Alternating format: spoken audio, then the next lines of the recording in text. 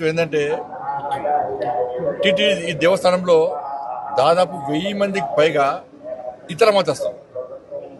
స్వామివారి మీద విశ్వాసం నమ్మకం లేదు. హిందూ సనాతన ధర్మం మీద వారికి ఆలోచన లేదు. ఆ సనాతన ధర్మాన్ని కాపాడాలి, సనాతనానికి అనుగుణంగా వివరించాలని చెప్పి ఆలోచన వరకు లేదు.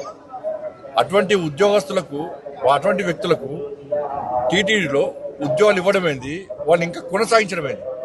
ఎప్పుడో ఒకసారి మార్పు జరగాలి.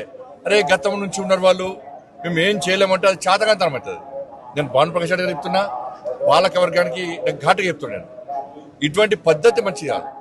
మీరు ఎంత అభివృద్ధి చేసినా, బయట భక్తులకు అన్ని సౌకర్యాలు కల్పించినా కూడా ఇతర మతస్థులు ఈ దేవాలయంలో ఉండడం వలన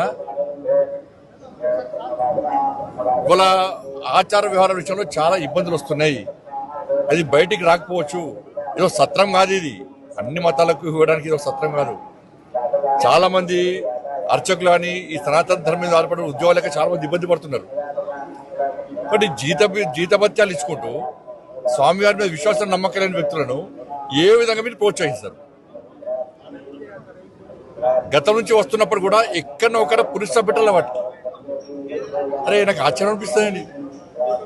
ఇతర దేశాలకు దేశం సత్రంగా మారింది, తెలుగు రాష్ట్రాలు సత్రంగా మారింది. వాళ్ళకి ఆధార్ కార్డు ఇస్తాము, పాస్పోర్ట్లు ఇస్తాము, వాళ్ళకు రేషన్ కార్డు ఇస్తాము, వాళ్ళకి డబుల్ బెడ్రూమ్లు ఇస్తాము, వాళ్ళకి పెన్షన్ ఇస్తాము. ఇతర మతస్థులకు టీటీడీలో ఉద్యోగాలు ఇస్తాము.